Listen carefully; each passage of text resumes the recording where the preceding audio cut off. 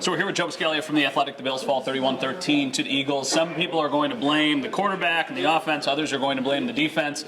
Is it fair to say that everybody should probably get a take or, get some credit in this loss? Yeah, I think so. I mean, you look from an offensive perspective, Josh Allen put the ball on the ground 3 times, which Can't happen. No, he can't happen. And it's been kind of a thing for him in his career. He's put the ball on the ground probably around 16, 17, 18 times so far in his career. And I suppose you can get away with it here and there, but especially right at the end of the first half when you have the lead and then you cough it up and the Eagles take it to get the halftime lead.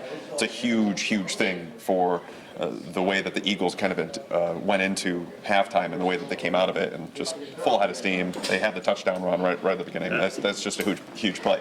And that transitions us over to the defense, because the run defense just wasn't good enough. And this is now the second straight week where it was a bit of a question. We saw against Miami, they had some trouble in the first half, maybe a little way into the the third quarter. But when you saw the Bills kind of correct it once they got into it, that was a little bit of a sign of encouragement. But today, the Eagles clearly saw what the Dolphins were doing.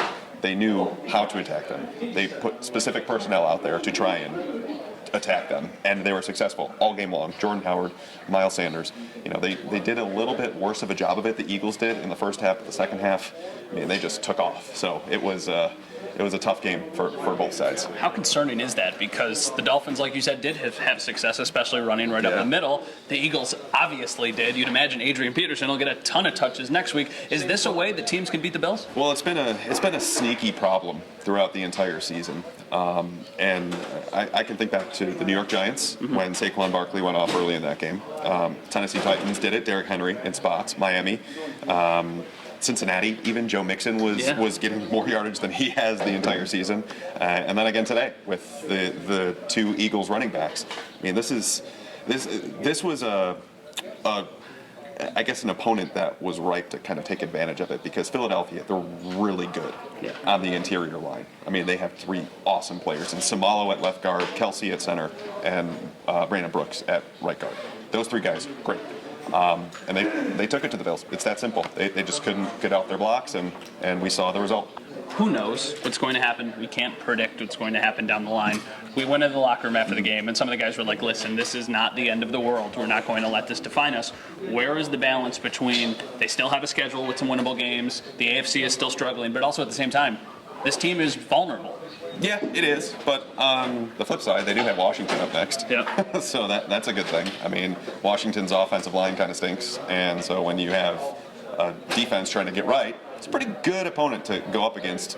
And they might even be starting a rookie quarterback next week. So we'll have to see how that happens. But in the grand scheme of things, they're still 5-2. They're still ahead of where I thought they would be. Yep. And so if you're looking for a silver lining in this game in particular, good luck. But if you look at it from a broad perspective and you think, okay, well, how can I, make this good in my mind? It's because they're 5-2, and they still have really winnable opponents coming up. Washington next, Miami, a couple games after that. Cleveland is even a winnable game. Yeah, we'll see. But this is still a solid team. They just have to correct themselves, and perhaps the trade deadline's coming right at the right time.